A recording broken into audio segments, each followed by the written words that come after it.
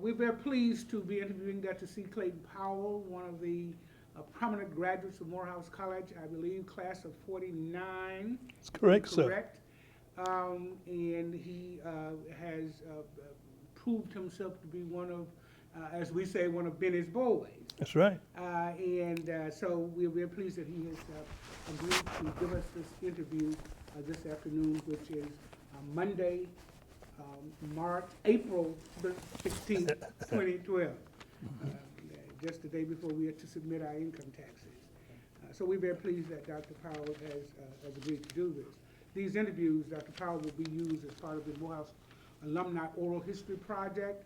Not only will we use these interviews to help us write a new history of Morehouse, which will be very inclusive of the stories of Morehouse graduates, but will also use other printed and paper records to help tell the new history of Morehouse College. So once again, thank you for agreeing to give us this interview. Our first question, Dr. Powell, is when did you decide to come to Morehouse? But before we get to that question, give us a little bit about your background. Where are you from? Where did you grow up, et cetera? I am from Dothan, Alabama, the peanut capital of the world. Born there in 1927. I grew up there, and I remember the days of picking cotton and shaking peanuts. And I remember the first peanut festival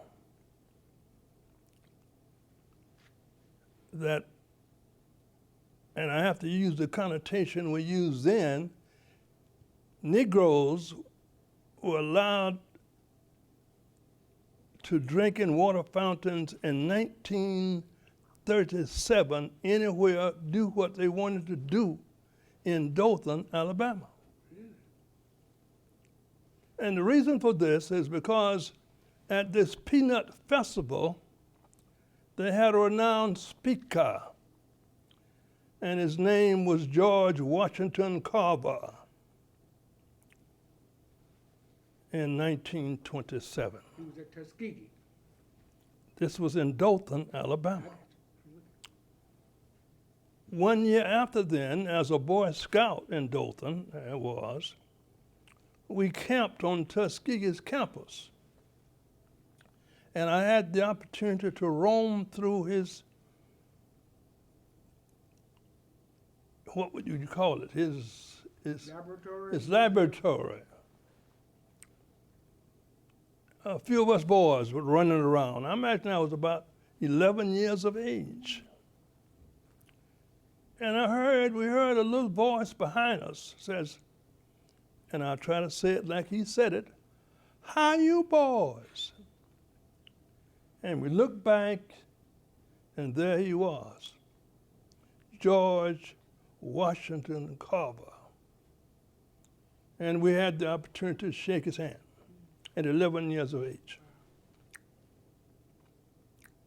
As I went on, I attended a school called North Highland Dothan Colored School.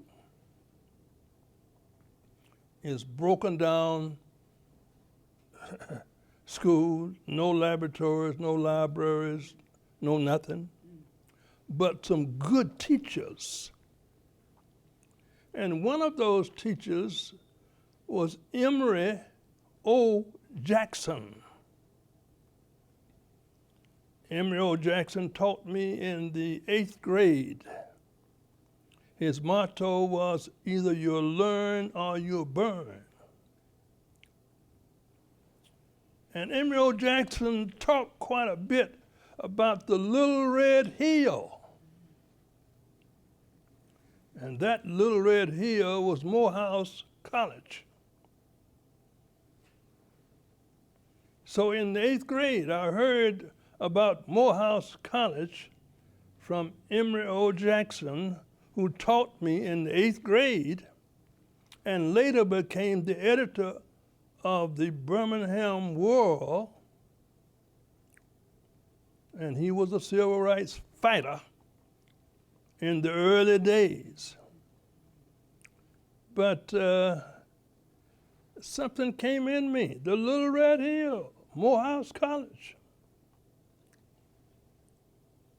When I was 14 years of age, my uncle lived in Atlanta. He came down, drove down, and got me because of some circumstances, and brought me back to Atlanta to live. I've been in Atlanta ever since I was 14 years of age. I was promoted from 9th to 10th grade, had all A's on my card. When I got here, the student told me, boy, with all those A's, you ought to go to 11th grade. And I didn't have any better sense to change my card from 9th to 10th, 10th to the 11th. So you did that on your own? I did it on my own, myself. Here I came to big, fine Booker T. Washington High School, break everything. Librarian, laboratory, biology lab, chemistry lab, physics lab. Never seen anything like that before in all my life. And had no better sense than to go from the 10th to the 11th grade on my own. Booker Washington High had about 5,000 students. It didn't make a difference whether you lived in Atlanta, you went to Booker Washington High School. There was only one high school for Negroes in this city. We had about 12 11th grade classes of 28 to 30 students. And we had 11 low and 11 high. 11 low, 1, 2, 3, 4, 5, up to 12. 11 high, 1, 2, 3, 4, 5, up to 12. You graduated 2 times a year. Why was it called 11 low and 11 high? Was there some reason? I guess there was. Well, okay. I started out in September in the school. I was in 11 low. Okay. In February, we graduated to 11 high. I understand that. Okay? In February, we had students graduating, and we had students graduating in June. Got it? So the lady told me, it looks like somebody's been doing something wrong with this card. I said, well, the students wanted to look at it because of all these A's I had on it, and they got it dirty, and I had to erase it and get all the dirt off of it, and I got it messed up. So I fixed it up. She said, all right, Mr. Powell, says, we're going to let you try you in the 11th grade. If you don't do very well, we'll send you back to the 10th. I said, that's all right, ma'am. Went in 11th grade. I was in 11 low 3. 28 students. I went in there, taking subjects I'd never taken before, geometry and all of that. And I ran a ring around all the students here in Atlanta. Surprisingly, I hadn't been here but 1 year. They made me president of that 1103 class. Then at the end of the year, I became president of all of the 11th grade classes so that we could give the junior senior prom for the 12th grade class. We gave the junior senior prom, first time Negroes had ever given anything in the sky room of the city auditorium. My class. What year was this? 1943. My class gave the junior senior prom in 1943, and that was the first year that Negroes had ever given anything in the sky room of the city auditorium. It's now owned by Georgia State University. So 2 young ladies walked up to me and says, Clayton, you ought to run for president of a student government. Now, I didn't know what the school government was. So I said, well, okay, I'll tell you when we come back to school at the end of the year. When we come back to school in September, I'll let you know. When we came back to school in September, these two young ladies, I remember their names, June Dobbs. If you go over there in the Kyogo Center, you will see her picture as Miss Maroon and White. And Juanita Sellers, a member from the Sellers Brothers clan. They owned the undertakers in the city of Atlanta. June Dobbs' daddy was Grand Master Dobbs of the Masons. John Wesley. Yeah, big time Morehouse man. He's a speaker, grand speaker. So they says, you ought to run president of student government. So when we came back in next year, September, I was in 12th grade class. I said, I'll do it. I'd only been here 1 year. We organized a group. We ran on party tickets, paid poll tax, and all that. And I ran against the star Inn on the football team. They told me there was no way I could win. But we put together an organization. And because students lived in East Point, College Park, all around, you had to vote in different places, different all over the city. Oh yeah. You weren't voting at the school, but No, different places. Moon Bakery on Auburn Avenue was one of the spots. so was that a real election? I mean, it was a real It election. was a Wow, real wow, election. Wow, that's interesting. We campaigned and spoke on the white folks radio station in 1943, 44. When I spoke out on the yard, on the football field, put a place out there for us, my opponents got up and read their speech.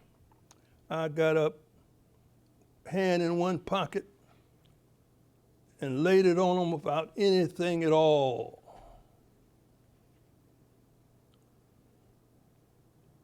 I was working on Auburn Avenue.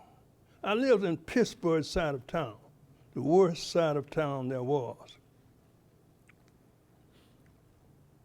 The student knew me there. The student in 4th Ward from Auburn Avenue thought I lived over there. Because you worked on it. I went over there in the morning before school. Where did you work, if I may quickly ask that? R.M. Shaw Optical Company. I went over there. I had to be in school at 9 o'clock, but I went over there and worked 1 hour and then rode the streetcar from Auburn Avenue over here to Booker Washington High School.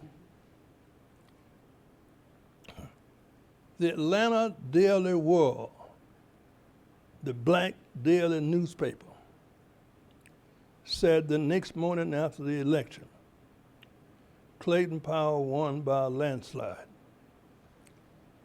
Now, this was something that was far beyond my reason to figure out this, that followed. But I did it. I had a cabinet. I had a secretary of the Army. He's dead now. This was during the war. And he set up addresses of all of the students of Booker Washington High School who were in the service.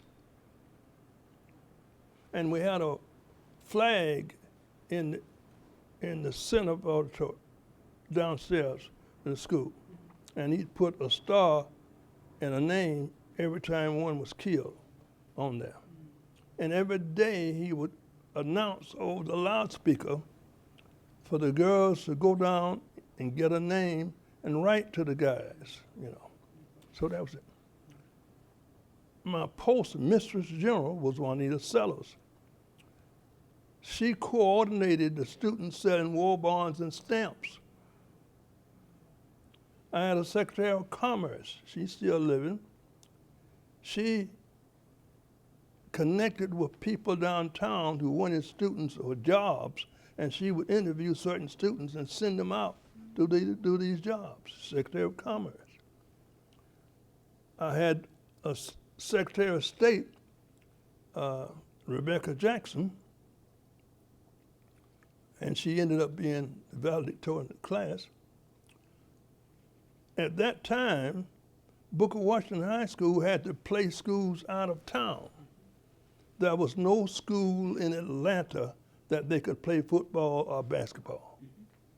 We played Parker High, Birmingham, Pearl, in Nashville, Tennessee, went all around. Columbus, Georgia, Sterling. And whenever these students would come to Atlanta to play, she would welcome them, find places for them to eat, find places for them to stay, and all of that. She was Secretary of State. I had it all mapped out. The principal gave me an office right behind his office. So anytime I wasn't in class, I was in my office in high school. So I went on, and when I got ready to graduate, knocked off my feet,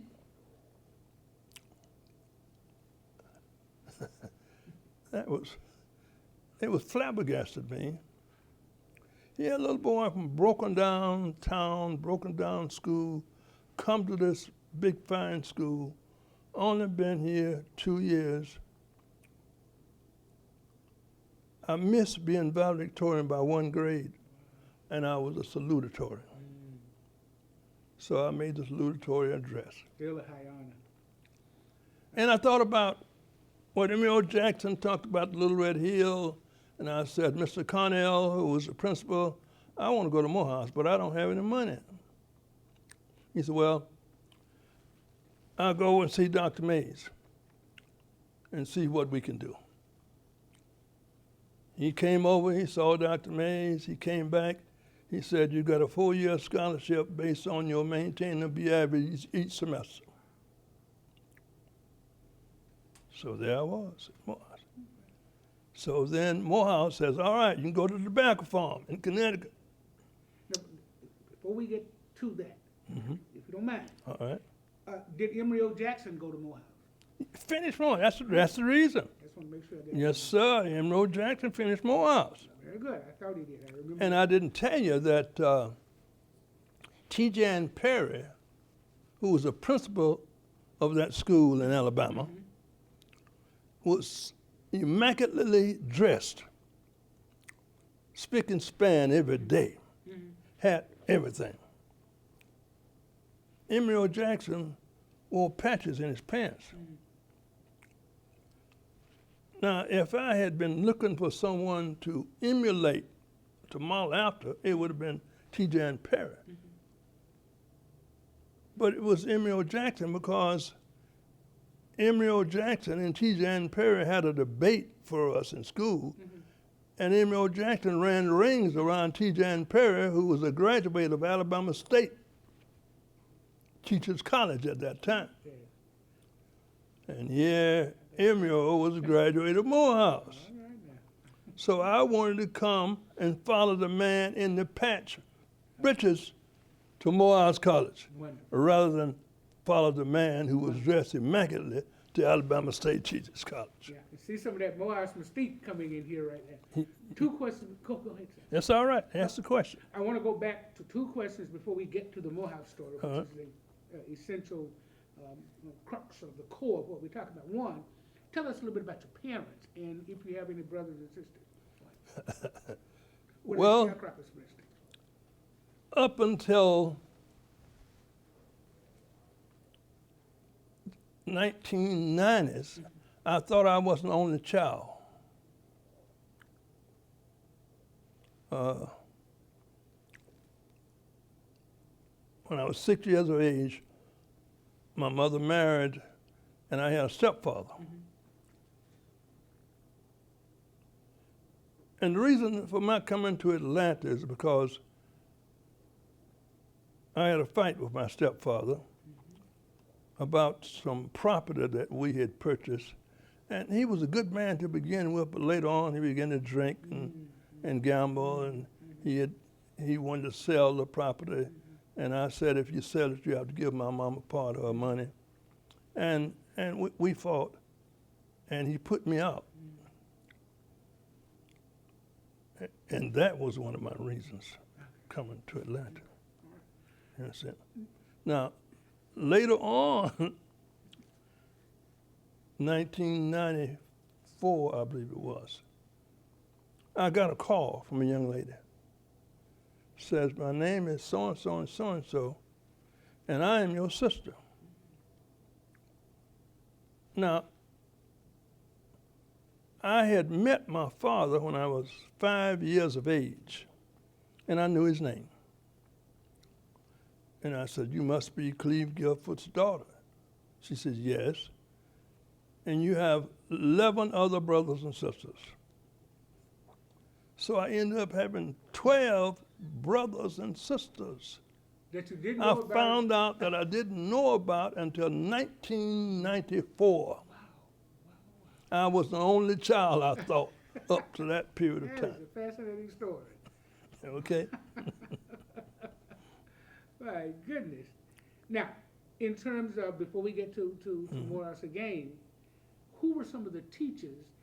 North Island School? Yeah. Who were some of your teachers? Obviously, it was a good school. Oh, yes. Like you It was said, a good school because of the teachers. Yeah, just one or two of them, or one, or whatever, was it one? Mrs. Hawk, the wife of the undertaker, was on my teacher.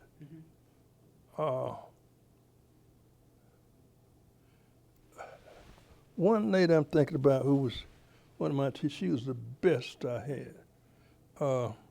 Gosh, I can see her, I can remember. Right this, I'll think about her name later on in the next hour or so. Well, whenever it comes to you, just let us Right know. now, it won't come to me. I had about 3 or 4 good teachers. And then you had teachers coming and going. You know, didn't stay a long time. I understand. But you did have some good ones who lived there in the city. But they were good.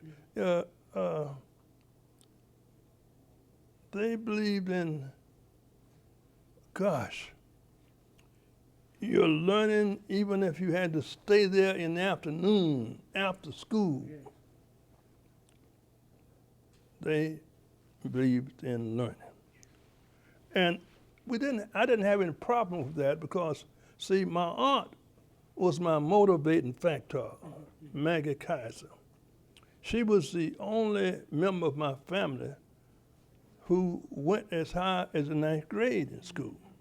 She started teaching when she was finished the 9th grade and went to Alabama State Teachers College each year until she finished high school, and then each year until she finished college. I finished college before she did. I see. In fact, she and her husband had me teach with them down in, we lived in Evergreen, Alabama, but we taught school in Monroe County. And I taught school, and at 19 years of age, I stayed out of Morehouse 1 year. I should have graduated in 1948 with Sam Cooke. I came here in I want you to 1944. tell us about that Okay. later on. When we get Okay. I remember that beautiful story. Yeah, okay.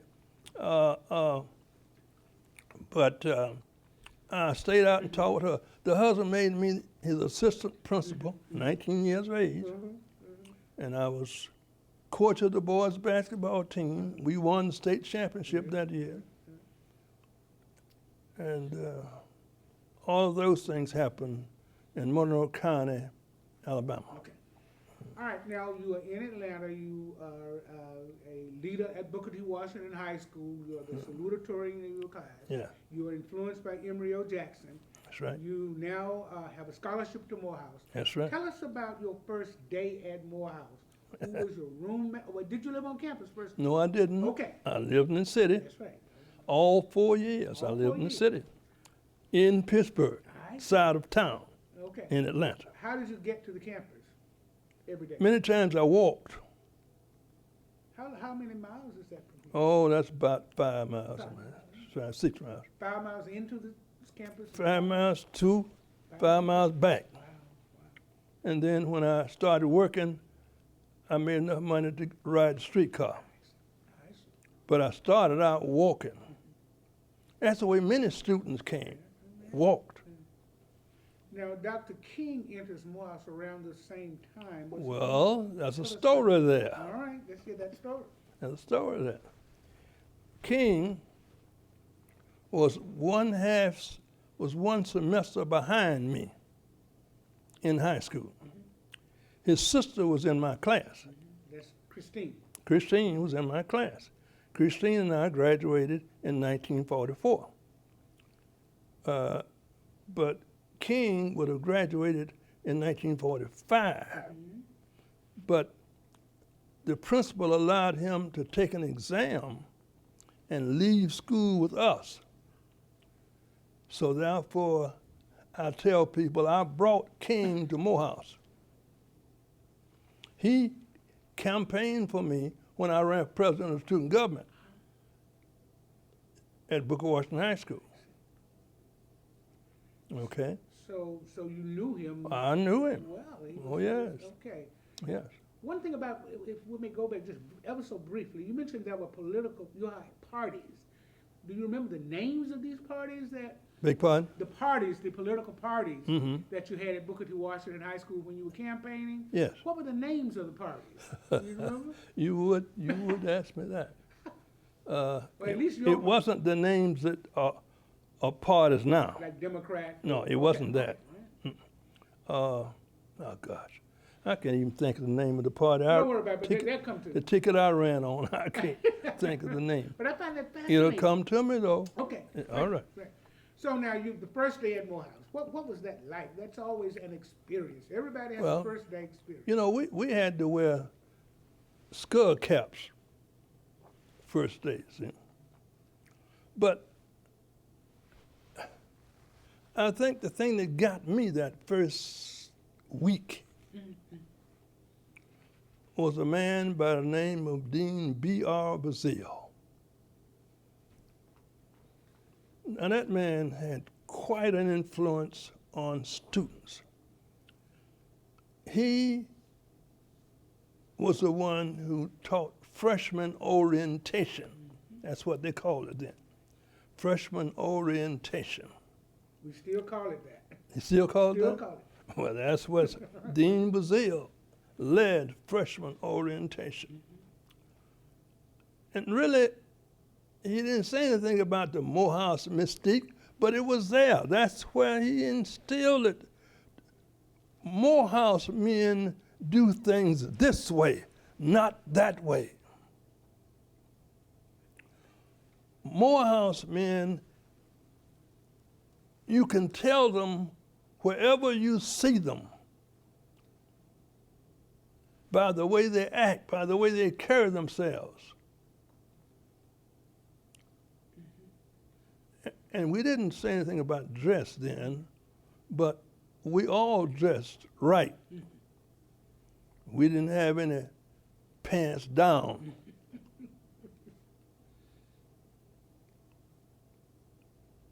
So he talked about, in fact, Dean Bazile was the kind of man, all of our teachers would meet you on the campus. We'd be walking up and down the campus, meet Dean Bazile and start talking to him, and he would tell you, you split a verb then. Yes.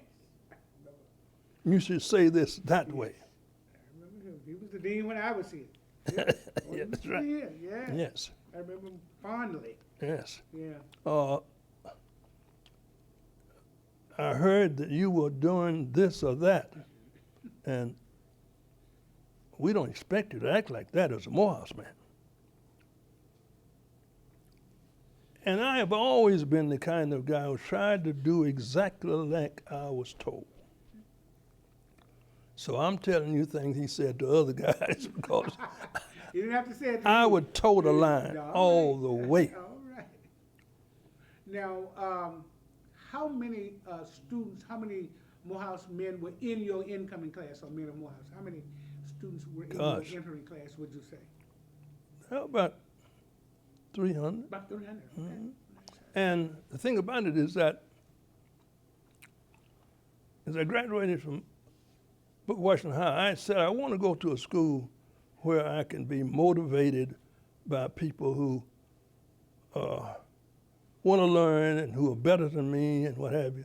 And I came to Morehouse, and I'm salutatorian. Heck, there were so many other salutatorians coming to Morehouse. And valedictorian. And You're valedictorian. right, sir. So that wasn't anything new. Yeah. There was competition from the very first day. And I thought I was pretty good, but found myself competing with guys and trying to keep up. I can call names right now, son. Give us some of the names if you. Curtis Clark, not Curtis Clark, Clark. He ended up a physician. He's dead now. He died a few years ago. We were taking comparative anatomy from Dick Finley. You ever heard of that name? I've heard the name. Dr. Finley. Yeah, I've heard that. He was the best that ever been around. In fact, I had my biology under two of the best, and that was Dr. Finley and Dr. Samuel Nabrett. I knew Dr. Nabrett. Yeah.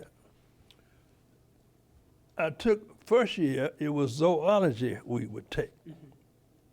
And then the second year was comparative anatomy. And he did not put your name by your grades. He gave you numbers. And every person knew his number. And he would put the number and the grades on the wall that you received. And he was the kind of guy who gave pop quizzes. Yeah, some teachers do. Every day we came to class, we had to be ready for a pop quiz. The pop quiz was before we started lecturing. And one time we came to class, and I knew I had read that chapter, and I thought I studied every bit of it, but I missed the question. And I said, Dr. Finley, I don't understand. I said, that question could not have been in this chapter. He says, no. I said, no, sir, because I know I studied. He said, well, did you read the fine print on the figure so and so and so and so, on the picture so and so and so and so, on page so and so and so? You had to read the fine print on the figure on each picture. Not just read the words, you got to read the word on the picture. That's part of the chapter. That's part of the chapter. That's right. That was another part of the learning that I had as we were coming along. And then Clark he had the highest average in comparative anatomy, and I began shooting at him. And I really did not plan to let this guy get ahead of me. So I just about lived on the campus because I'd come and go to the lab and work on my cat, dissecting my cat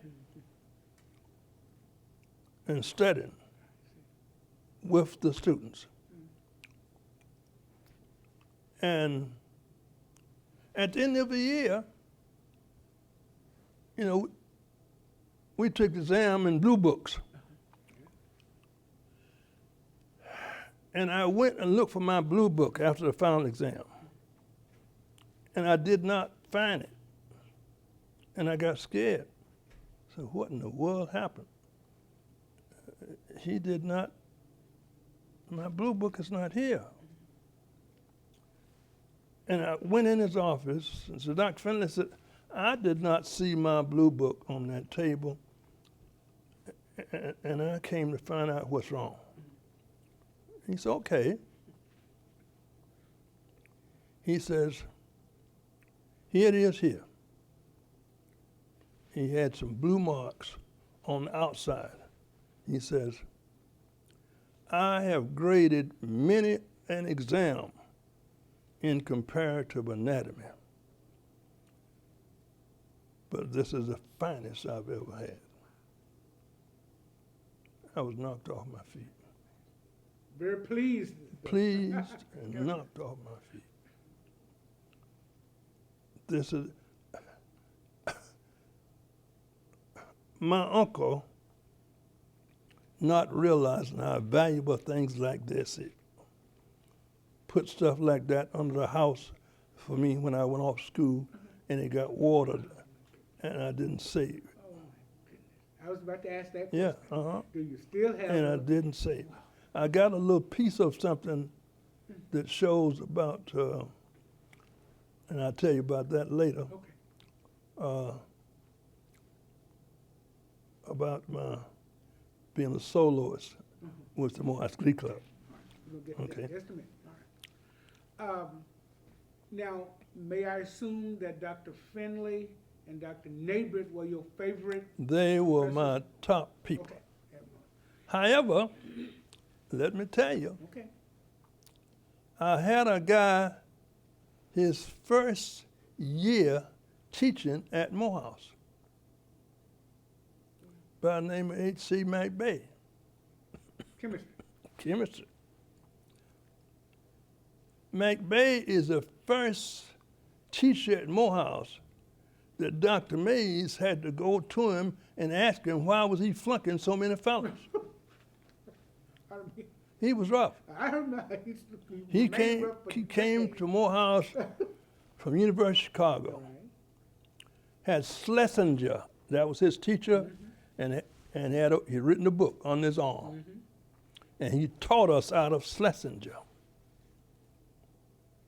I learned early that the way you got by McBay's courses is to learn how to work those problems. And even though I was doing well, I went to the after classes. He would have classes for the students who were not doing very well. Like tutorials. That's we would right. Call it today. And I would go to those too. Oh, very good.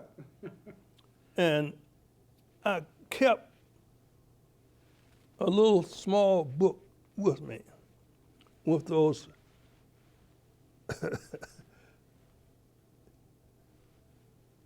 problems and everything in them. And riding the streetcar back and forth to school, I was reading that book.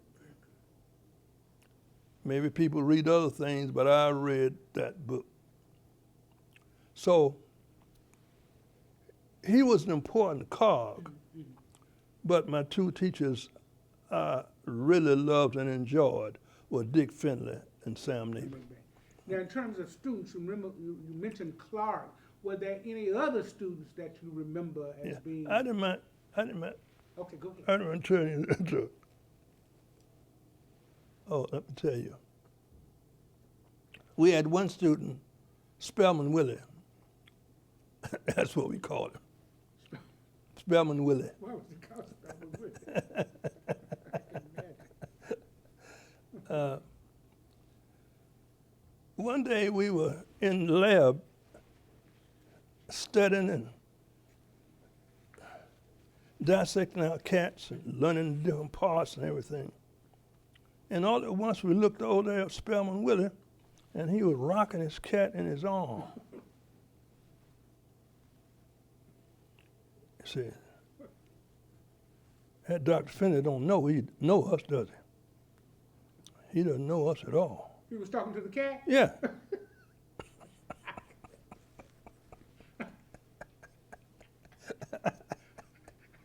That boy He must have been a jokester. had it bad. Yeah, he did. That boy jumped out the window of what's name Hall. Yeah, Well, did he survive the jump? yeah, he's Okay. right. Yeah, Yeah, he. yeah. And after that, what happened? Did he leave the college or what? He went away for a while, but Okay, he came back. He came back. Came back, And did- yeah. So he obviously is one of the most memorable Yes. students Yes. at the college at that time. Yeah. What was student life like at that time? We are talking about the 1940s, Mm-hmm. and we are still in a Jim Crow city for all intents and purposes. Sure, sure. Two questions in relation to that. One, I want to talk a little bit about that, but then I want to go to your work with the R.M. Shaw Optical. But first, a little bit about the Let me student life. say, Dr. Mays did not allow police on this campus. I remember. We had nothing but white police there. He did not allow them on the campus. If there was something wrong, they came to him and told him about it, and he got it straightened out. That was that much respect that even the police had for Morehouse and Dr. Mays. But I can tell you one instance that was really something. The Kappas were having a dance down on Auburn Avenue at the Top Hat Club. And my dean of pledges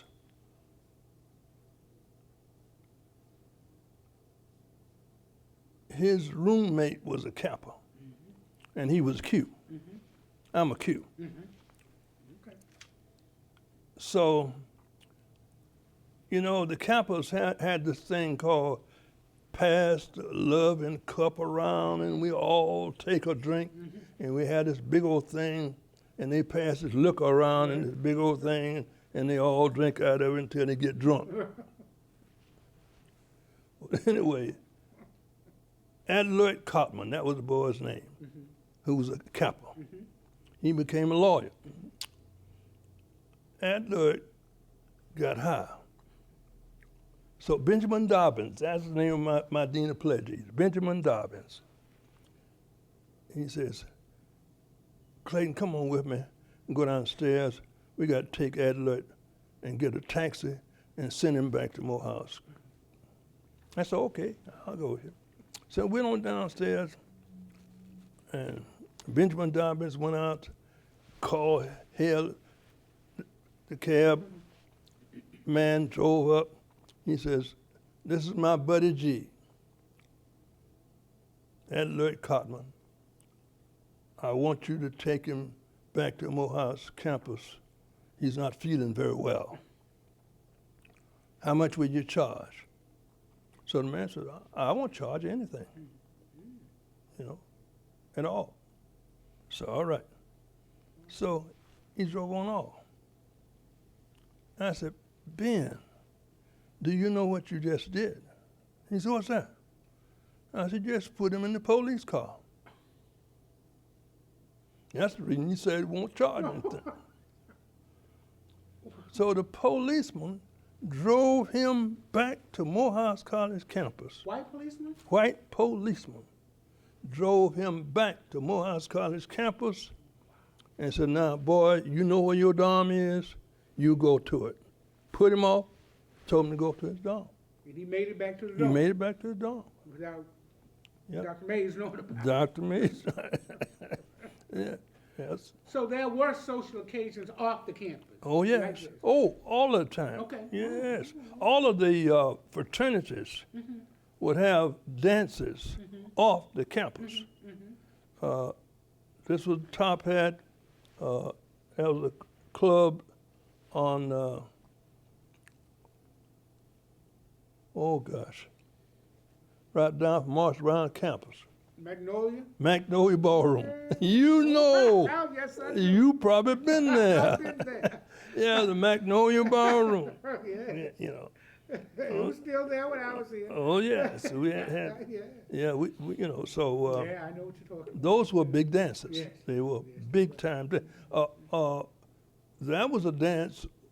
You didn't go to it until 2 o'clock in the morning. Yeah. It was called the Kappa. Well, I know about the Kappa Kappa dance. Kappa Dawn dance.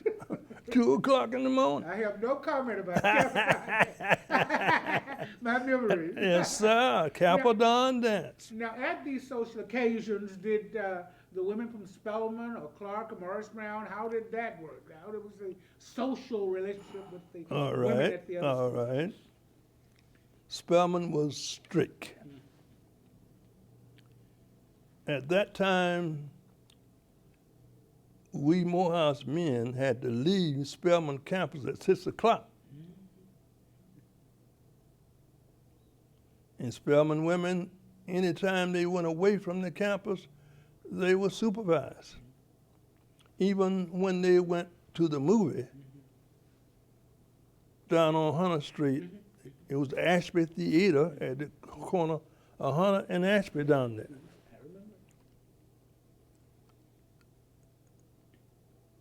A supervisor went with them. So anytime they left the campus, unless their relative came and picked them up and said, we're going to, they're going out to my home to do this. I do know that the only year that I spent a lot of time on Spelman's campus was my sophomore year. My girlfriend was a senior at Spelman. This was 1946. She graduated in 1946. And they would come to the library, and we would leave the library and go other places throughout the city. Burnett Library. You know what a Oh, yeah. Yeah, yeah. Absolutely. Yeah, not the library they got now. That's right. No, but the library up in the corner. Yeah, yeah. But they were still strict. And Clark women were less strict, but they were strict too. The only women you could really get were Atlanta University. Now, at that time, we guys didn't feel like we were good Morehouse men unless we had a girlfriend at Spelman, Clark, and Atlanta University. And we could really go to see all three of them on the same day. Leave Spelman campus 5 in the afternoon, 5, 6, go to Clark, leave Clark at 7, go to AU, stay until we want to. I like that. I almost right. I hope to use that one. Now, when you had the dances at the Top Hat and at the Magnolia Ballroom, could you pick up a woman or a lady from Spelman or a lady from Clark? Could you take them to the dance, or did they have to come in groups? They couldn't come at all. Couldn't come at all. So who were the women at the dance? AU women? In the city of Atlanta. Oh, city. AU city. Oh, I see. See, I had girlfriends in the city too. I see. Some of them playboy you had them all up. You brought to explain. All right. Yeah. So the women at the dances were. Were there any social occasions as we move on to other questions? On the campus. Yeah. We'd have down, our gym was an old broken down wooden building Right. at the corner down Yeah, there. call it the barn. The barn. Yeah. We had many a dance Yeah. there. We could bring the Spelman girls there. Heavily chaperoned. Yeah. But on our way back, that chaperone couldn't be everywhere. I remember that. And of course, when we get back to the campus, chaperone go on into a place and we stand out a while on the campus. That's about the only thing. Yeah. Well, it's that old phrase, where there's a will, there's a way. There's a will, there's a way. Absolutely. You can find a way to do what you want What to you do. want to do. Yeah. If we now may return to your academics at Morehouse, how did you decide on your major at Morehouse? Well, earlier I thought about being a physician, but at that time, you didn't have any black specialists. and blacks were only GPs. And that meant that they had to stay up at night with a woman who's having a baby, stay up with her. They'd have to make house calls all at the night. I didn't want to do that. I wanted to find me a profession where at 6 o'clock in the day I call it quits and that would be it, and I wouldn't have to worry about anything. So then I said, well, I believe I'll be a dentist, you know. And I had that in mind, and that was the reason I selected the pre-med course at Morehouse.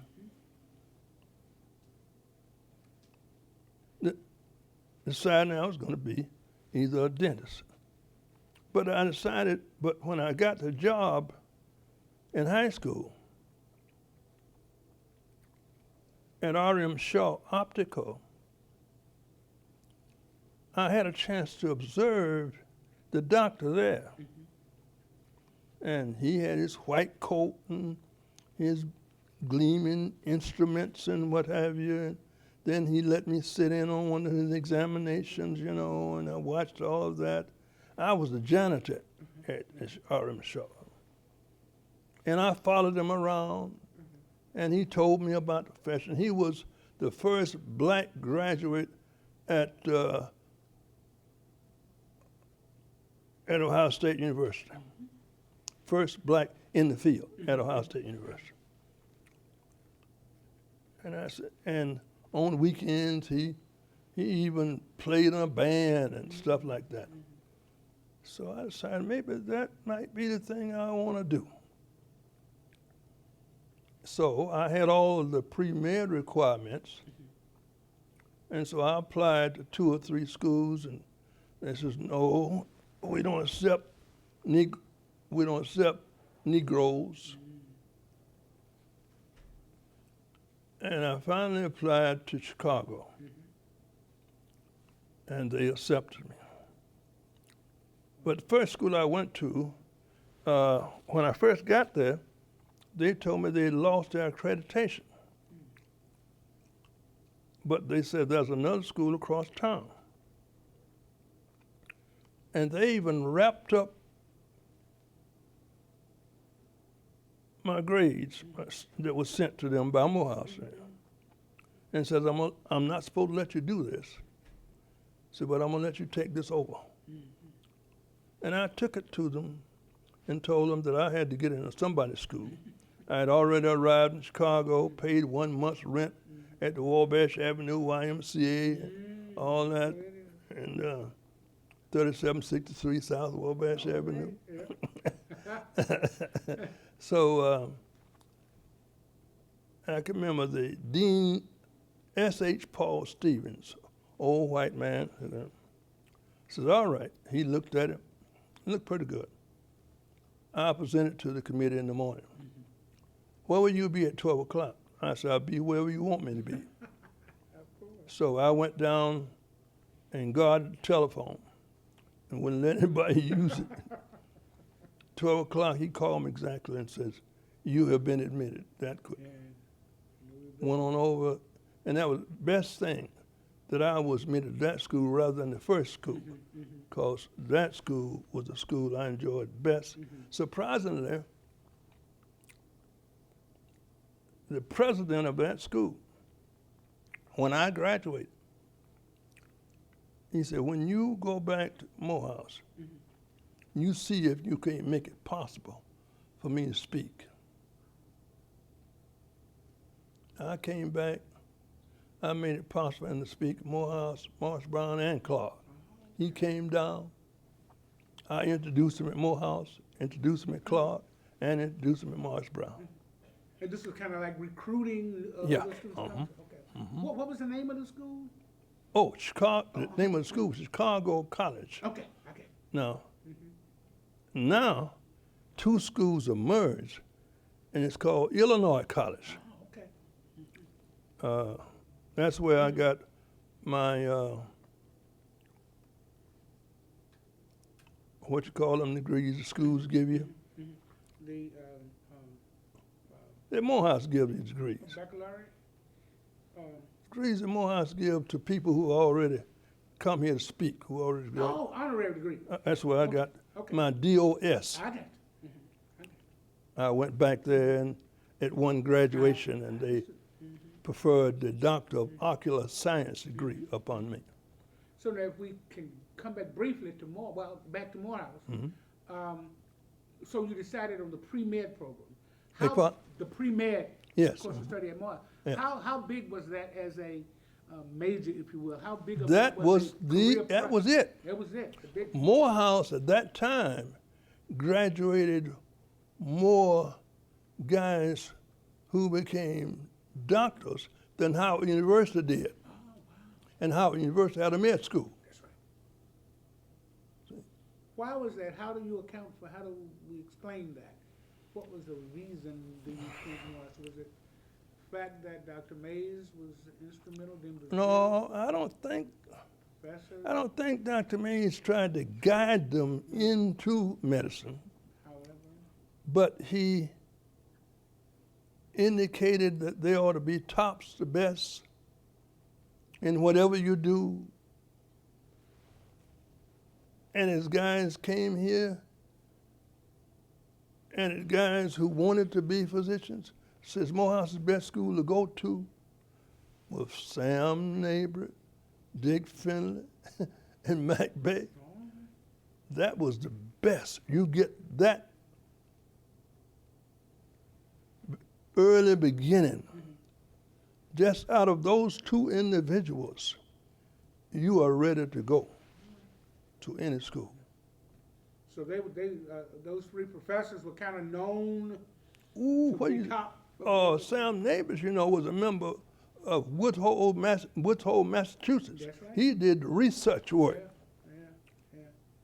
He was up there with Ernest Everett Just. Ernest Just, That's right.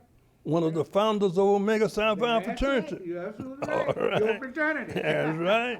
Now, That's you right. mentioned a while ago that you went to the tobacco farms. Yes, Tell sir. us about that. Okay. Morehouse, controlled all the tobacco farms. No, I didn't know that. You didn't know that, huh? No, I know about the tobacco farm, but And Dean Bazile supervised all this. Morehouse controlled all of them. There were about 3 or 4 different tobacco farms and needed guys to work on. And there were students from other colleges, but they would have to come through Morehouse to go to the tobacco farm. There are guys who graduated from Clark, guys who graduated from many other schools who went to the tobacco farms. But one of my boys on the tobacco farm was Sam DuBois Cook. We were on the same tobacco farm. First year I was on the tobacco farm, I worked. And there was a boy on the tobacco farm who was a foreman named Hooper. And he was supposed to be a student at Tuskegee, but he was taking plumbing at Tuskegee. And he split verbs and did all sorts of stuff. But he wore his Tuskegee jackets up there, and so it bothered us a little bit that he would go around the white folk there talking about Tuskegee and everything, yet he didn't represent the kind of college man that we thought ought to be. Now, the supervisor of the boarding house where we lived was a Morehouse man.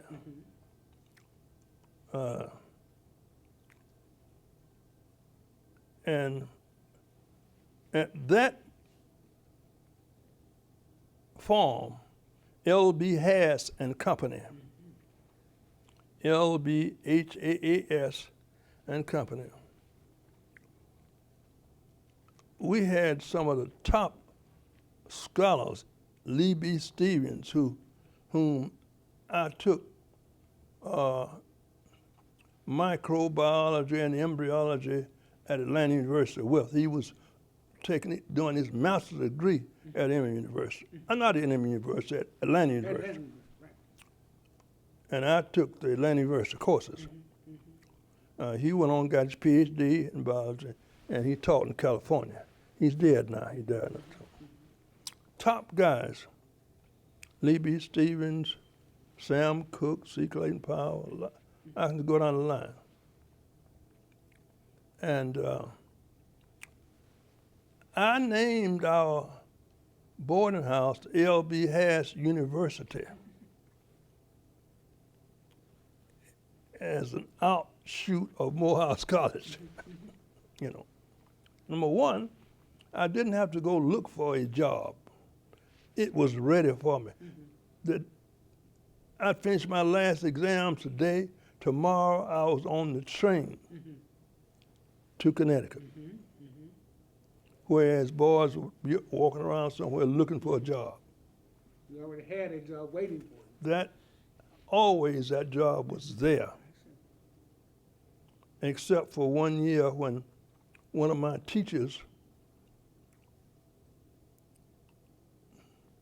tried to get me up. He got the man to say he didn't want me back anymore. Marcus Beavers. He's a Morehouse man, too. He's dead now. He went against me when I ran president of student government at Booker Washington High School. And he still had that animosity, or? He's dead. Okay. Yeah. But I'm talking about when Yeah. he tried to Yeah. disrupt. And the thing about it is that when he came up, Paul Peterson, he was a supervisor. Says, Clayton, who is that man there? What did he come up here for? I said, I don't know. I said, that's my teacher. He said, well, go to him and talk to him and find out why is he here. So I went to Mr. Beavers. And he said, well, I'm going to show you boys how to work. I went to the back farm when I was a student at Morehouse. I'm going to show you something. And of all things, they put him in my gang. And here I was working my former teacher who had mistreated me. Wow. And we were resetting in the hot sun. Sun gets to be 110 degrees. And those tobacco farms, their fields are covered with cheesecloth netting. I think I've seen that. You've seen that. You ride over it, you see that netting, cheesecloth. In order to go in the field, you have to let up the side of the netting to go in the field. And by lunch, I saw like Mr. Beaver's tongue was hanging out. And so I told Paul, we're going to have to call Bill Hass and see if we can get another job for him. And we got a job for him as a janitor. And he worked his way up as assistant to Paul by Uncle Tommy. To the white boss there. See, this boss out there was working for L.B. Hass in Hartford. And he was kind of segregation all in him, see. And he comes south during the winter. And I went over to Morehouse to get my ticket to go to the farm. They said, well, we don't have a ticket for you. I said, you don't? I said, no. So they said they don't want you back. So what I did, I immediately went to the phone and called Mr. William Bill Hass, the president of L.B. Hass and Company. I called the president. Wow. I got to know him. Okay. I was about to say you got through. Got to know him. And told him.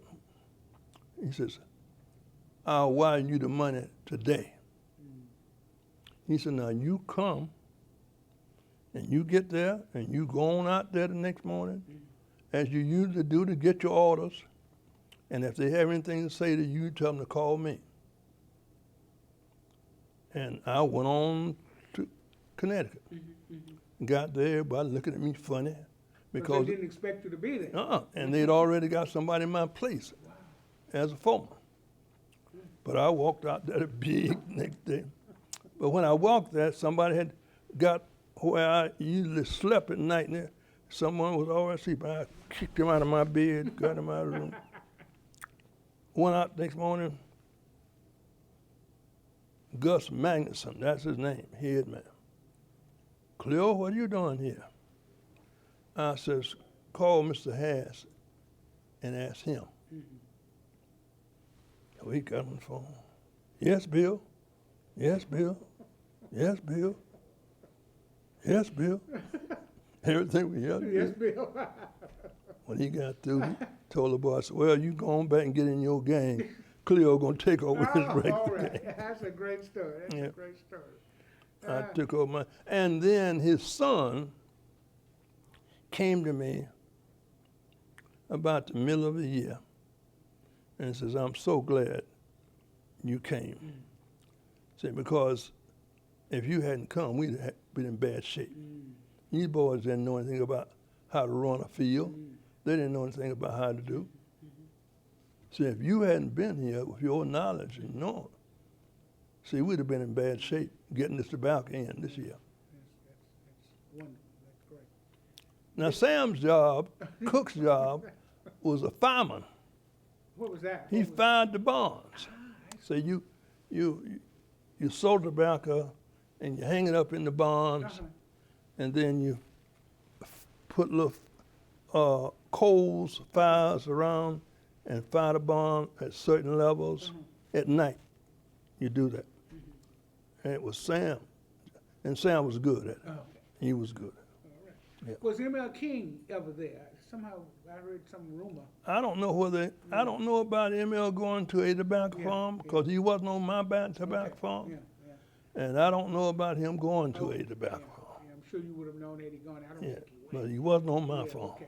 Did he ever live on campus? And I'm not going to. No, he did not. Yeah, I thought he He lived at home. Yeah, he lived at home. Right. Now, as a student at Morehouse, what organizations were you a member? I think you were a member of the Glee Club. Oh, yeah. Okay, tell us I about remember the Greek Club. We almost had finished. but Yeah, keep okay. going. First year I was at Morehouse, Kemper Harrell must have saw something in me because he gave me free voice lessons. You know. Okay. And he had Willis Lawrence James working on this here. But I didn't get along with Willis Lawrence James. But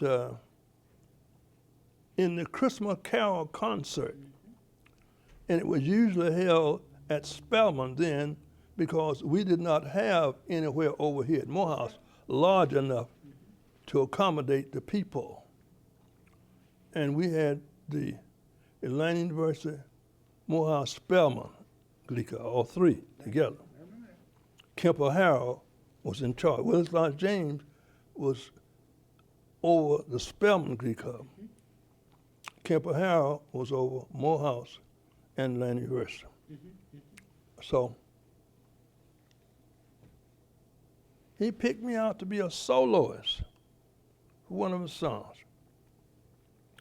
So I have the distinction of saying that at the Christmas Carol concert in 1945, Mattie Willa Dobbs and I were the soloists. Now, you know who Mattie Willa Dobbs was. I know she's a great opera singer, but you tell us so that we can have it on the. Mattie Willa Dobbs went on to become a great opera singer.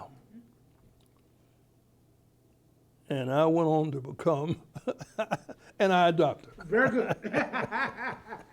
Of course, Mattie Wilder is a part of the Dobbs family. Oh, yes. Mr. Dobbs' daughter. Well, yes. Oh, yes. I remember you telling a story as we move toward the last few questions, that at some point you left the college and taught somewhere for a while. Yeah, that was when I taught with my aunt. Okay, would you give us that story quickly? After my sophomore year, I had skipped a lot of grades. I'd never been in second grade. They thought I didn't need to. So they go on. You already know the second grade work, so you go on to third grade. See. So my aunt wanted me to always, she looked forward to me to always teach and be a principal. And she wanted me, thought maybe I was in college 4 years, maybe I'd turn to education. So I said, I got some years to spare. I'll go down with them and teach. So I moved stopped out of Morehouse after my sophomore year, went down to Greensboro, lived in Greensboro, Alabama, taught school in Monroe County, Alabama, in a school called Burnt Corn Junior High School in the town of Burnt Corn, Alabama. Now, they call that burnt corn because when Sherman came through there, he burned down all the corn barns. I see. I was curious about that. Yes. Anyway, I tried to emulate Emory O. Jackson in my teaching. I tried to do things that he did with me. The students didn't like me at first, but they learned to love me. My basketball players didn't like me at first, but they learned to love me because they were winning when I got with them. In fact, we won a flatbed truck coming back from one of the games, and one of the boys said, "Man, you know what?" I said, "What?" "We getting to be good." And so the boy said, "Ain't no good to it." No, he says, "Ain't no getting to be to it. We good." But anyway, he made me the assistant principal, and we would have concerts, and guys would back up their trucks with a jug of corn liquor on them and sell them a little jar full, half a quart jar, half a pint jar full. And they were making all kind of noise out there. So my uncle said, "They're making too much noise, we can't hear in here." I said, "Well, I'll go out and stop them." "Oh, no, don't do that. You'll get in trouble. Something happened to you." I said, "No, Unc, just let me go." So I went outside. All these old guys who drive lumber trucks and all that kind of stuff. I said, "Gentlemen." And they looked around, wondered who's calling them gentlemen. I said, "Look, gentlemen, some of you have sisters, children, cousins, and all inside trying to a farm, trying to put on a concert. And you out here raising hell, keeping us from hearing them do it." And I said, "I ain't got a D thing against your drinking this corn liquor." I said, "But don't keep up this noise and keep your family from being able to perform on the inside." I said, "When they get through performing, you can raise hell all you want to." They quietened down. My uncle was knocked off his feet. Yeah. You gave them respect when you said gentlemen. Oh, yes, yes. Yeah, that disarmed them. They were knocked off his feet. That's So then, at the end of the year, my mother came to graduation. I was the graduation speaker. So all the students were begging my mother to tell me to stay, to come back next year and teach. And all the teachers, we didn't have but 5 teachers wanted to come back next year. So I said, "No, got to go back to the house. It's calling. I got to go back." So this superintendent called me to his office. I'm 19 years old. He says, if you will stay here another year, I'll make you a principal. And white folk do anything they want to do. Yeah, yeah. Here I am, 19 years old, and that man talked about making me a principal. I said, no, sir. Yeah. Can't do that. Got to go back to Morehouse. Yeah. Great decision. So, came on back the next year. And I've had 3 or 4 of the people, my students, when they got grown, look me up. They come by to see me since I've been here. That's great. We're about to get to the end of the interview. You are graduating from Morehouse. Yeah. Just briefly tell us about your career as Let a me tell you. professional, and then the Morehouse mystique, and we're almost at the end. I've done a lot of things in my career. John Calhoun, Morehouse Man, came to me one day, he and B.W. Hodges, and says, we want you to be vice president of NAACP with John Calhoun. That was 1956. I says, I can't get elected vice president of NAACP. I just got back home from school. Nobody knows me. They knew me as a student, as a young boy. I said, they don't know me now. I says, no way I can get elected. So Mr. Hodges says, did you hear what he said? I says, yes, he wanted me to be his vice president. That's right.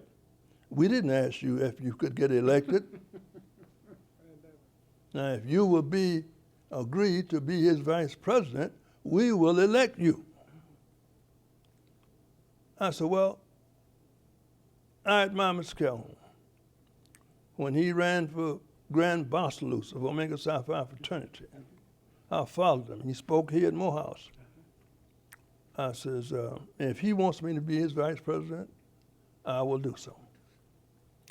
So he ran against Borders, William Home Borders, and the pastor of Big Bethel Church. There were about 3 or 4 of the head people in there. John won and I won. So I was the vice president. They made me chairman of the Legal Redress Committee. I selected all the lawyers who fought all the cases and worked with Thurgood Marshall during the NAACP cases during that time. This was before SCLC. This was before Martin came back to Montgomery and started the movement. A young girl who was a graduate of Spelman, who was my wife then, Romy Turner Powell. She was one of the lawyers. She went on to become judge here, the first black judge of record in the state of Georgia. So then I went with him to the state convention, NAACP. This is John Calhoun. Yeah. Okay. He came over to me, I'm going to put your name in for secretary. I said, John, you just got me as vice president of the Atlanta branch. That's all right. I'll help you. He elected me secretary of the Georgia State Conference of NAACP branches. And that was when I gave Vernon Jordan his first job. He had just finished law school, came back home looking for a job. And we made him the field director of the Georgia State Conference of NAACP branches. That was Vernon Jordan. I gave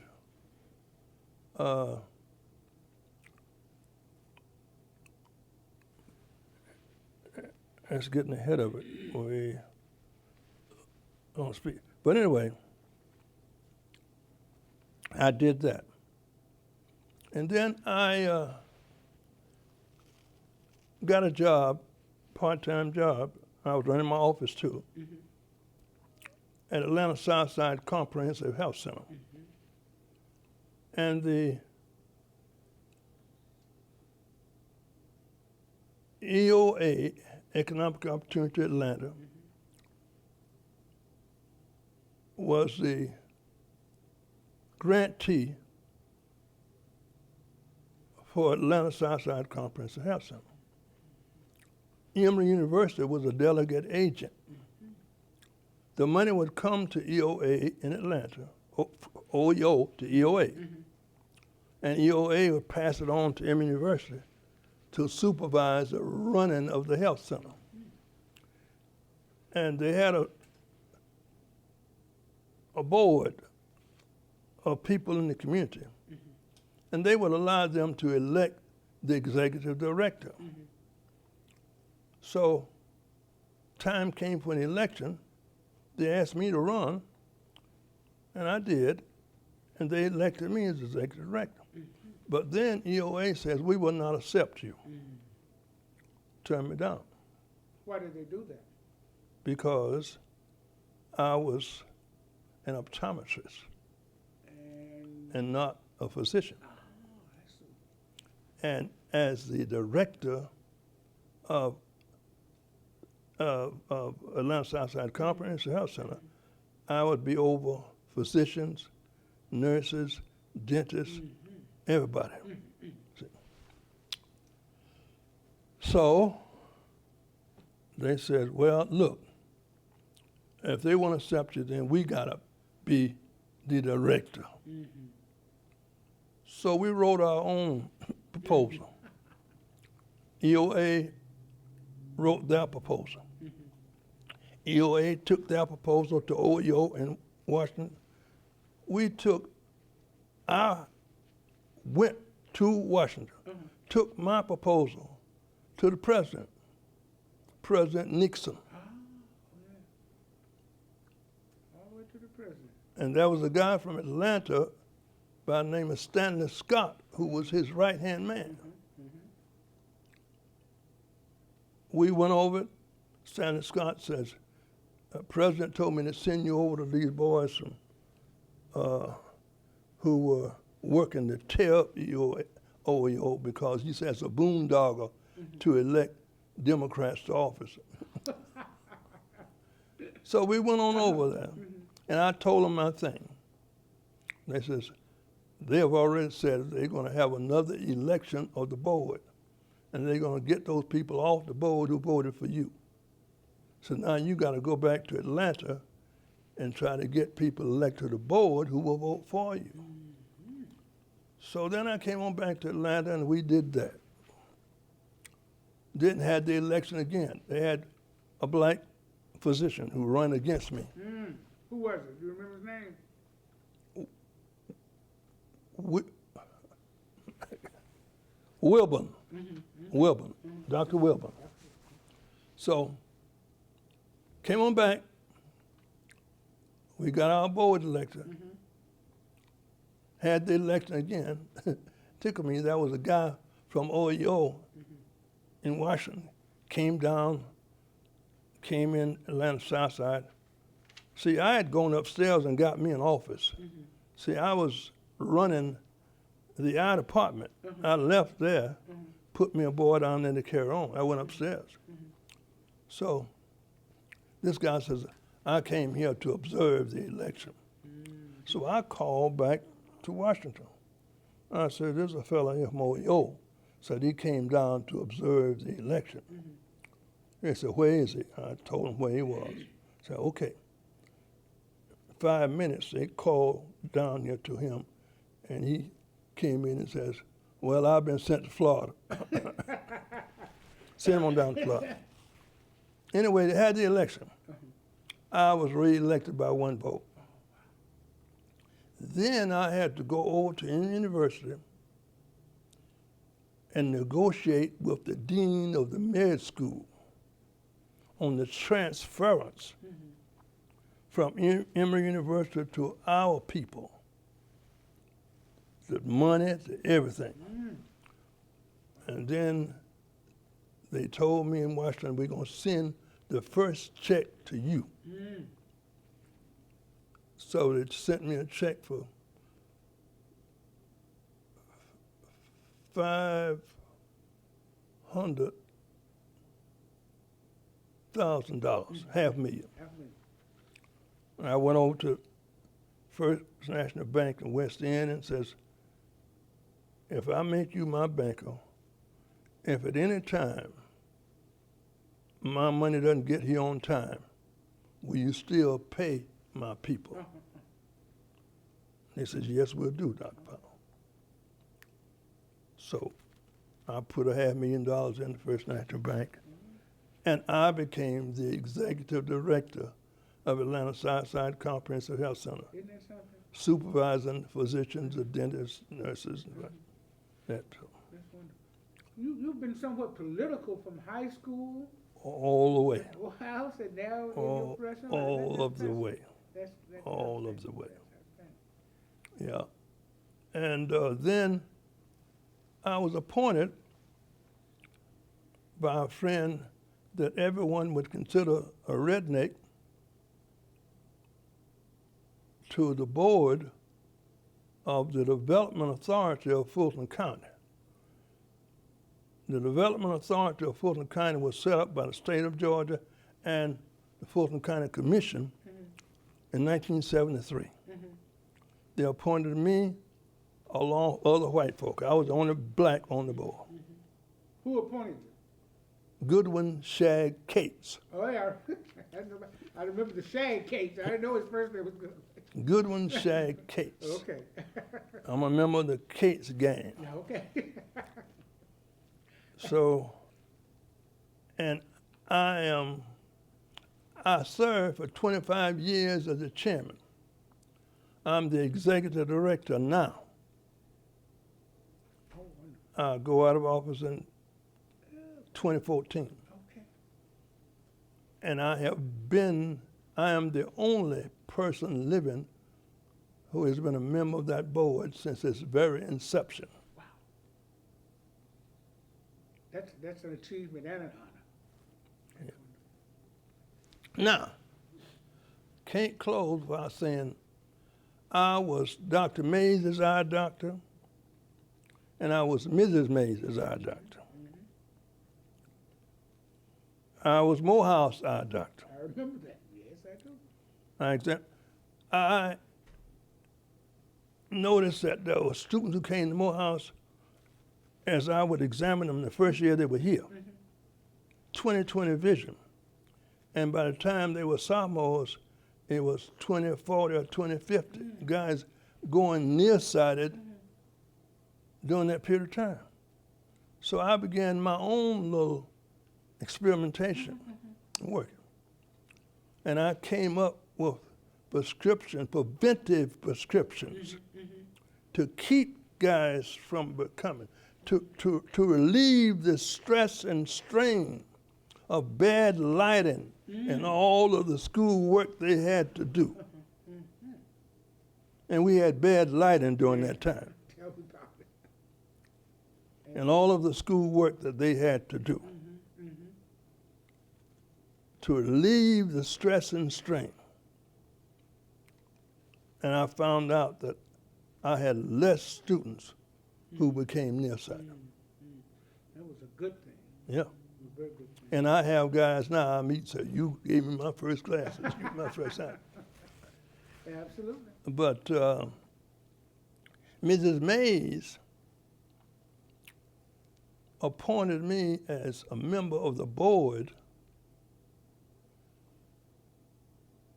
of the Sadie Mays Health and Rehabilitation Center in 1954. I have been a member 58 years. I'm still a member. That's fantastic. You have some durability, and, The last time I remember examining Dr. Mays' eyes, he came to my office, and he didn't ever want me to prescribe bifocals for him. He said, I don't need no bifocals. And he'd have his speeches in large print. but he still made some mistakes on the last years of his life. But last time he was in my office, I followed him outside, and he driven his car, and he driven over in my flower bed. I know about Dr. Mays. Go ahead. So I went out. I said, Dr. Mays, do you see that right there? See where you are? Yeah. How'd that get over there? I said, you drove over in that thing. I said, give me your keys. Let me get the car out so you can go home. He was something else, Dr. Mays. Now, I don't remember him wearing glasses on a regular basis, did he? He would not. He had reading, for reading. He would not. He would not wear them so you could see him. Did, all right. But Mrs. Mays did, in fact. Mrs. Ways did, That's right. but he would not. That's one of them things he had. You know, they didn't want anybody to see him with glasses on. Right. Two final questions. What is this? First of all, how would you assess your career in general? Just tell us sentences. Assess my. Your career, your Morehouse and your professional career. Obviously, you've made great achievements. Generally, how would you? I am the founder of the National Optometric Association, founded in 1969.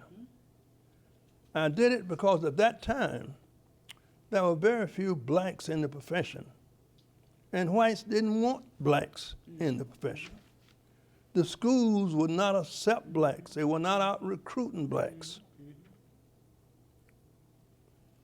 And we put together this organization, and we went to the schools and challenged the deans. I remember at Ohio State, I said, the person who introduced me to this profession, who is responsible for my being in it, is your first graduate. And he gave you $25,000 to this school. If it had been left to me, I wouldn't have given it to you. And I said, you aren't doing anything to try to get blacks into it. I said, now what are you going to do? You know, the next year, he brought me back 3 blacks at the convention. And each year, since 1969, we're going to meet this year in Toronto, Canada, for the National Convention. I had a birthday recently, April 11th, my wife's birthday and my birthday. Oh, okay. I was 85 years of age. And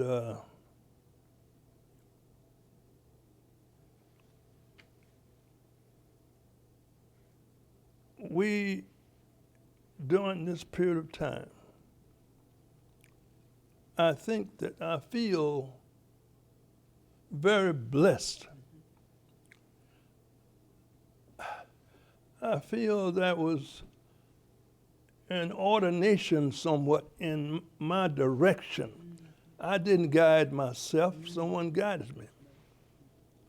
A time when I would run out of money in Chicago, didn't have anything to eat, somehow I found something. I found a way. The president of the school made me editor of the school newspaper and paid me $50 a month for editing the school newspaper. You know, I found a way. So I consider myself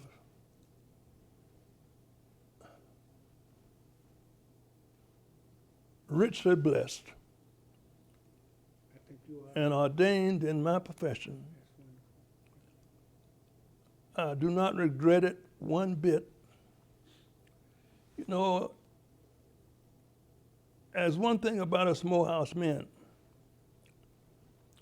I finished Morehouse, went to Illinois College, and went to University of Michigan. Mm-hmm. But when people ask, where did you go to school? First thing I say, Morehouse College. And that's the way it is with most Morehouse men. You're absolutely right. You are. It doesn't make any difference what other big schools we attended. Morehouse College is the school that gave us, I think back, I don't know whether many people realize or not, we had to take a spelling test in order to finish Morehouse. Oh, yeah. A spelling test. Yeah. They gave us 100 words, and you had to spell so many of those words, and that would keep you from being graduating from the school. That's right. That's right. You had to be able to debate pro and con. Yeah. You'd have to stand up and do that in order to graduate. That's right. That's the reason the average Morehouse man can stand on his feet, That's right. stand on his 2 feet, and handle the situation. That's right. I think some of those old good traditions and requirements ought to be brought back. Yes. Now, is that part of this Morehouse mystique? This is our final question, the Morehouse mystique. Yeah. You started at the very beginning talking about it. What do you see that as? Is that part of it? I think, yes, I think the things that they instilled in us and the things that they required of us. Take, for instance, I remember a guy getting ready to graduate, put on his robe and graduate. And he had to call his mom and dad, tell them not to come because he missed too many days in chapel. Yes, I remember that. If you miss days in chapel, that affected you. You could not graduate. That's right. C.B. Dansby will be upstairs counting those empty seats.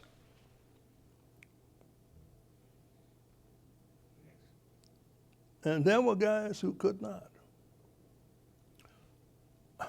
Sam Williams was a good teacher of mine, and he became a patient of mine also. Okay.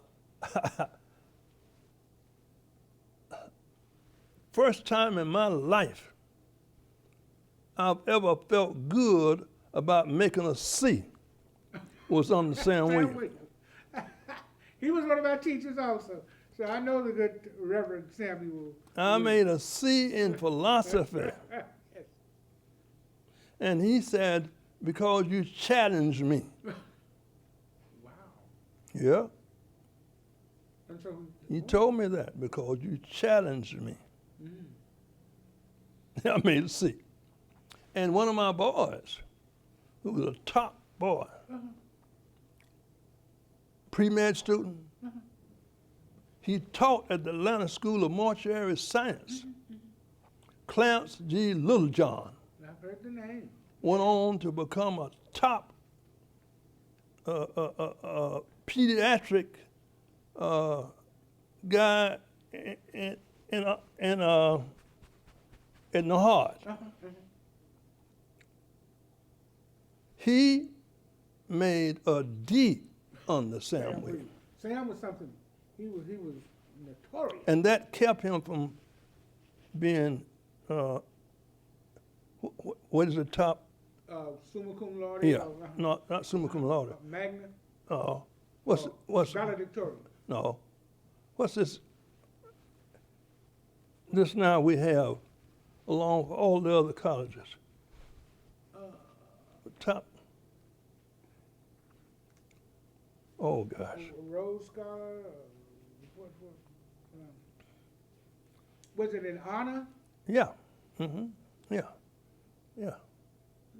Oh Not gosh. Brown, it's not Anyway, it happened. Lord or whatever. He was top man. While the senior year at Morehouse, Oh, okay. he was a senior year at Morehouse. He was teaching at the Atlanta College of Mortuary Science. But he made a D on the same. Need a D on the Sam. Yeah, Sam, it was, There were guys who went to Marsh Brown to take philosophy. yeah. Oh, yeah. I was still doing it when I was here. But I did take Sam. Yeah, I did take Sam. Yeah. Yeah. All right. Now, But- finally, Yes. could you give me the names of 3 other men you know who might be willing to give us an interview? Who might be willing to do Give what? us an interview like you did. 3. I know Dr. Cook. We already got him down. You got him Yeah, already. we already got him down for another interview. And You got Leroy Johnson? No, Leroy Johnson.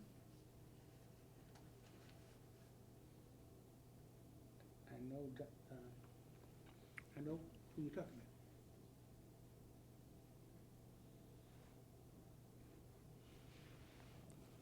about. How far back do they have to go? Yeah, as far back as you want to go. I mean, We were trying to interview what I'm saying, see, Sam, Leroy, and myself go back to 48 and 49. Can we get some recent ones? You can get some of this one, of course. Well, what about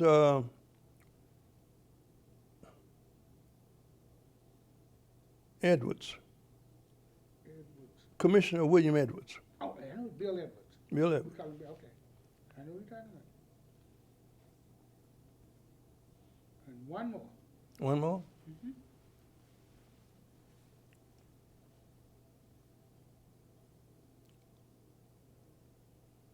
You know what? What?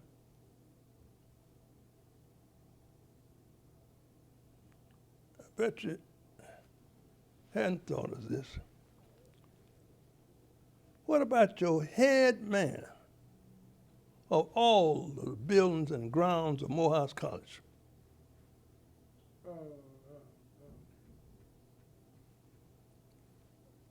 Tell him name. Who? No, come here, talking about Andre Bertrand? Bill and Graham, she's saying Bill and Graham, Seattle. Yeah, I know, I should ask my wife, but we still get me. Bill and Graham's at Morehouse now? Yeah. I don't know who that is. Uh, John Zachary? John what? Dak. Oh, yeah, John Zachary. I know Yeah. John. Yeah. Yeah. Okay, because he's kind of recent. Yeah. Okay. Well, you know, we had John. John obviously knows so much about Morehouse. We're That's certainly right. going to interview him. That's But right. certainly Leroy Johnson, I had not thought about, nor Bill Edwards. Yeah. So we're going to get in touch with them to Yeah. ask them to sit for Yeah. it. See, not all of our interviews are like this one. Mm-hmm. Some of them, we just send our students out, and they do the interview with just a regular tape recorder. But some of them, like Leroy Johnson, I know, and more than likely Bill Edwards, we want them to sit for an interview with the And the dean of freshman students. you're talking about Darton, Bill Darton. I mean, Skip Darton. Mm-hmm. Yeah, he was in my office today, as a matter of fact. So I know Skip. I thought we already had one interview with Skip. We're gonna do another one though. Is there anything else you would like to add as we close out, Dr. Powell? Let me ask you one question. I knew something I was gonna forget. Your name is C. Clayton Powell. It's very close to Adam Clayton Powell. Was there any, in terms of your parents deciding you to put the Clayton in there, and the last name was already Powell? I mean, I was just curious. I haven't given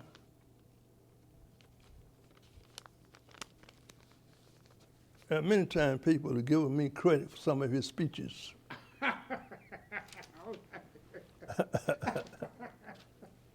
That's a good. But he was a guy that I respected to the nth degree. With all of the things that he was involved in and all the things he did, I respected him. When I went to Bahamas, I was at a club one night and somebody said, C. Clayton Powell. And the guy says, somebody here named C. Clayton Powell? So I threw up my hand. This guy came over. And he says, Adam was Adam Clayton Powell's lawyer. And I was with him in Bimini when he died. And I brought his body back to the United States. This is a guy from the Bahamas. You know. And ever since, that guy has been a friend of mine because of that. We talked quite a bit. I've talked to him. He spoke at Morehouse. I was right on the up front. He's one of the, Mary McLeod Bethune spoke at Morehouse. I was right there. Adam Clayton Powell, Grandmaster Dobbs, all of those individuals I could think of. But yes, he's responsible for your name. Mm-hmm. All right. Okay. I figured it was something. Yeah. As I said, any final comments you'd like to make, or whatever you'd like to tell us as we end? The final comments on it that I would like to make is that there's a love in my heart for the school.